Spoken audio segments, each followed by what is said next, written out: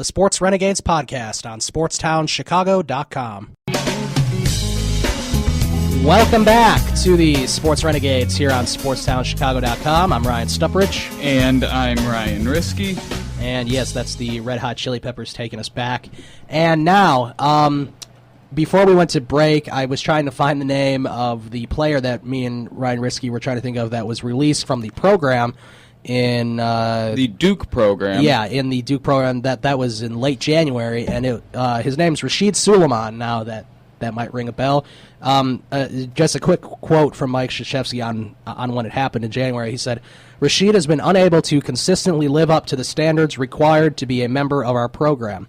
It has nothing to do with academics, because it says down here he's in good academic standing, and he plans to finish out the semester, which, he's got about a month left now."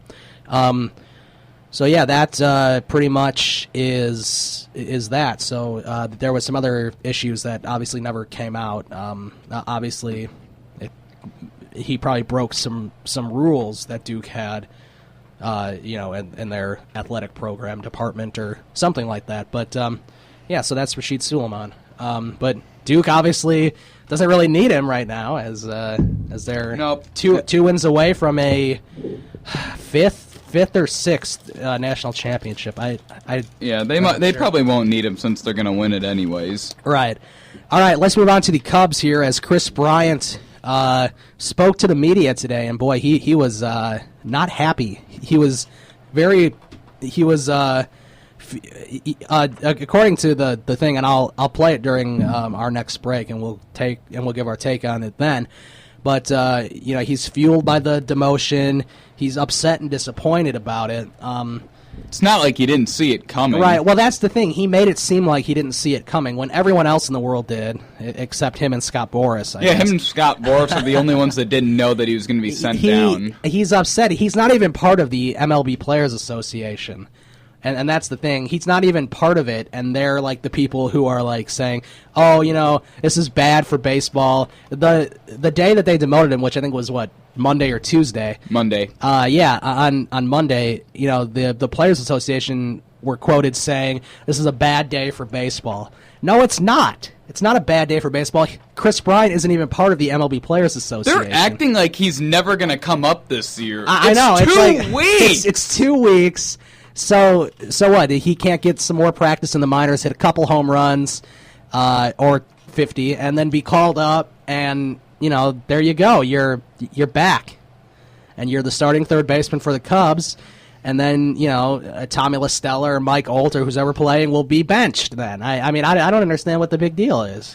I mean, they really are acting like he's not going to come up this year. I mean, how come Javier Baez isn't yelling and complaining about this? Yeah, really. He was on the big league team last year. Javier Baez played from August all the way to the end of the season. Yeah, really. He's been on the major league team, and he didn't make it. I know. This is ridiculous. You don't see him whining and complaining? No, you don't see him whining and complaining. And there was another player who got sent down, too. I think Addison Russell. Yeah, Addison Russell. I mean, now, he's never played in the big leagues, but neither has Kris Bryant. You don't see Addison Russell complaining.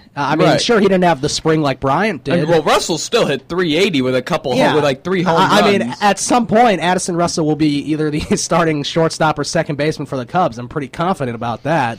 You didn't see Brian Schlitter or Junior Lake complaining that they didn't make the team when they both had, and Zach Roskop, they all had pretty good springs. They all had good springs, but it's because it's Kris Bryant, and now it's gained national attention, and of course ESPN was there, feeding him questions, making him answer the way that he answered, sort of. The media sort of, asked him the sort of questions where he gave answers that Cubs fans don't like.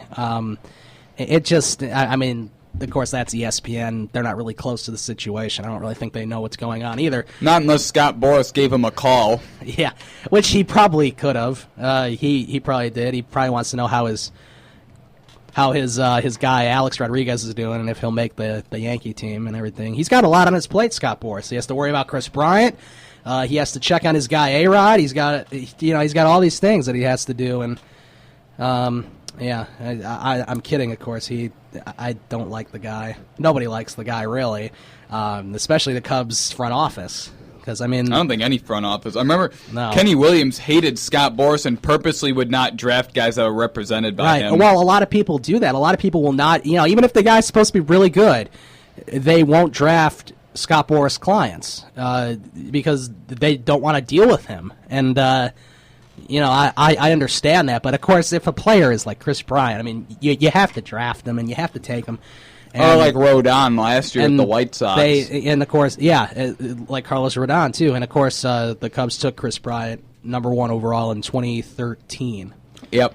So, yeah. Well, #2 overall. #2 overall. The Astros took Mark Appel, and he's been pretty bad so far with the first overall pick. He is. I think the Cubs got pretty lucky not drafting, drafting a good third baseman here. Of course, he could be playing outfield. He'll probably play some outfield with Iowa. See, that's the thing. They want him to get reps in the outfield because what if Mike Olt is clobbering the baseball at the MLB level? Mm-hmm. Which I think last year Olt had a good maybe April, but then after that he didn't do much. I mean, right now it really looks like it'll be Olt at third and then probably and La Stella at second, and then Alcantara will be mixed in somehow. Mm-hmm.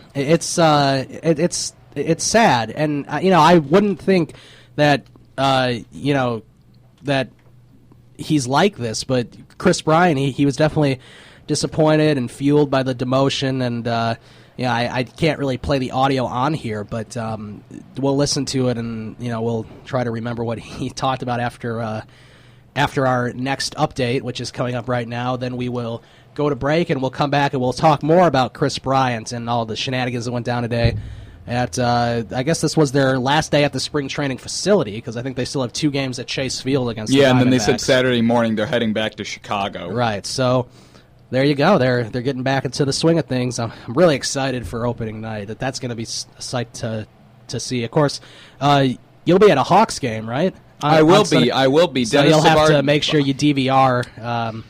You'll have to record the Cubs game. Yeah, I'm going on Tuesday to see Arrieta pitch. Okay, that's the first game that you're going to, and that's game 2 of the season. The Hawks team. It's turned out the first place battle between them and the Blues. It's a good game. That should be exciting. So we'll take an update, we'll take a break, and then we will come back and we will talk about Kris Bryant. Yeah, more Cubs news, and then we'll talk Crybaby Bryant. Yeah, a little more of the Tommy La Stella trade as an interesting development happened. Okay, sounds good. Sports Renegades, SportsTownChicago.com. The Sports Renegades podcast on SportsTownChicago.com.